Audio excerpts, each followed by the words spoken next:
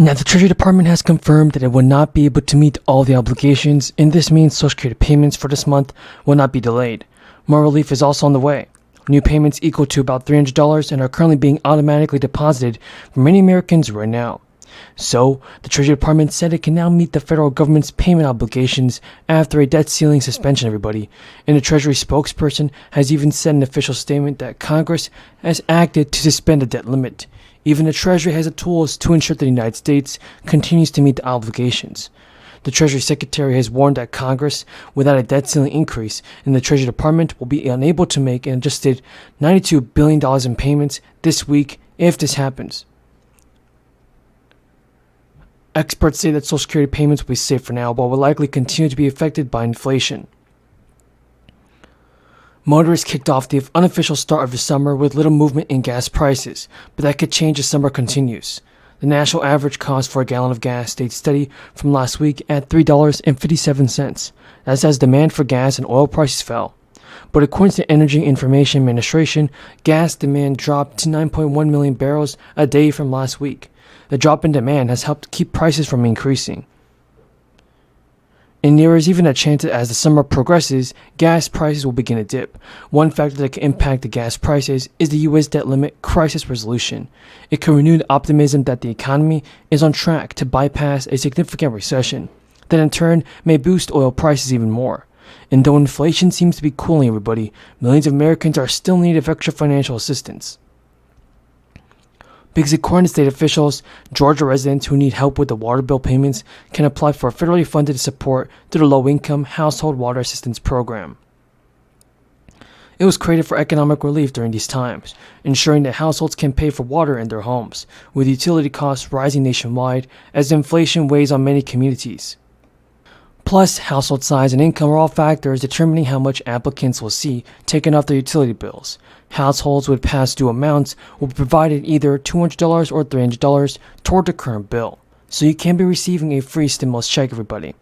Now, if you see extra money in your bank account from the state, don't be alarmed. The Georgia Department of Revenue has begun issuing a special tax income tax refund. And now, Governor Brian Kemp signed a bill in March that would give most people in Georgia up to $500 in refunds. It comes from more than $1 billion in surplus that funds the state currently. The Department of Revenue recently confirmed that it already has over 1 million refunds totaling around $257 million. People who filed tax returns in both 2021 and 2022 are eligible to receive the money. Taxpayers must file their taxes before they can get the refund. Eligible people in Georgia will receive up to $250 for single filers. And the New Mexico rebate checks of up to $1,000 will start hitting the bank accounts very soon. New Mexico will use the fiscal year surplus from high oil prices to return over $673 million to eligible taxpayers. We have a ton of views about the fourth stimulus check, Social Security benefits, SSI and SSDI. President Biden can actually do this, and very soon we can be getting more stimulus checks for you guys. First of all, a bill introduced back in last month is now receiving a push from lawmakers, and the Social Security Expansion Act, first brought up by Bernie Sanders, seeks to alleviate pressure on America's oldest by providing Social Security with some of the extra benefits. If the bill is passed and signed, then people receiving Social Security payments or who turn 62 years old will get an additional $200 a month or $2,400 a year. Senator Sanders said in a statement, at a time when nearly half of older Americans have no retirement savings and almost 50% of our nation's seniors are trying to survive on an income of less than $25,000 a year, our job is not to cut Social Security, and it is likely that the bill will be opposed by Republicans that control the House of Representatives. Without their crucial support, the bill would not be able to be passed at the present, and Republicans have said that they would not cut Social Security, though not everyone believes it. The support offered by the programs is crucial for millions of Americans to live, and according to this press release from the Senator Sanders, nearly 40% of seniors on Social Security rely on it for a majority of their income, and 1 in 7 rely on it for more than 90% of their income. Nearly half of Americans ages 55 and older have no retirement savings at all, and one of the biggest issues is how the plan will be funded. Worries persist that without the further funding, that by 2035, Social Security will no longer be able to claim their full benefit. In March, the Social Security Board of Trustees released their annual report on the financial status of the Social Security Trust Funds. According to the report, cash for the Social Security program will run out in 2025, and that's just in a couple years' time. If more funds are not directed to the program, there will be big problems. The next payment for SSI is May 1st. You should have received Social Security on April 3rd and SSI on April 1st if you began receiving it in May 1997. Now, inflation's grips on businesses is actually loosened greatly in March. And you should have received Social Security, everybody, many times.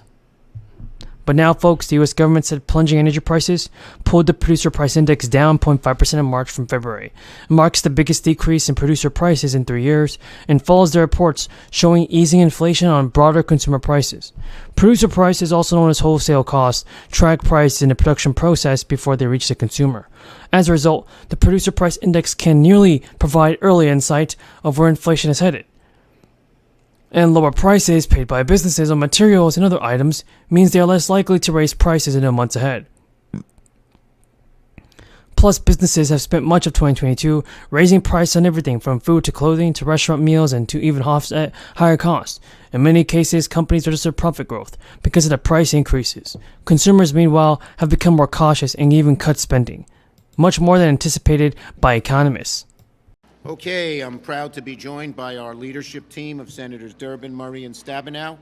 So we had a great lunch today, really a lot of enthusiasm, a lot of new ideas on focusing on lowering costs for working families, whether it's child care or prescription drugs or semiconductor chips or filling up the gas pump, what's on the dining table, cost of food. We're coming up with solutions to address these issues. That's the big difference between Democrats and Republicans when it comes to lowering people's costs. We have real answers. They don't. They just attack.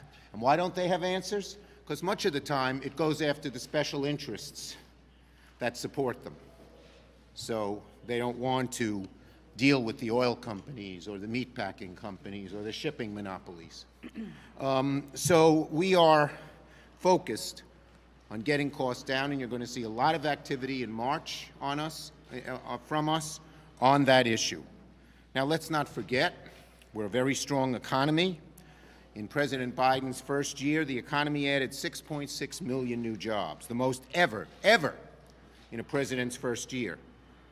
But we're not stopping there. Now that wages are going up, we want to make sure costs go down so the average person has more money in her or his pocket. And that's what our whole lunch was about, or most of our lunch was about today. Various members came up with different ideas, and we're going to focus and we're going to come up with caucus agreement on those ideas. Not everyone will agree with each idea, but there'll be large buy-in, and you'll hear a lot about this from us as we move on. And one of the ways we're reducing costs, of course, is the competition bill to relieve U.S. supply chains. That was bipartisan. And on any of these cost-saving bills, we'll welcome Republicans joining.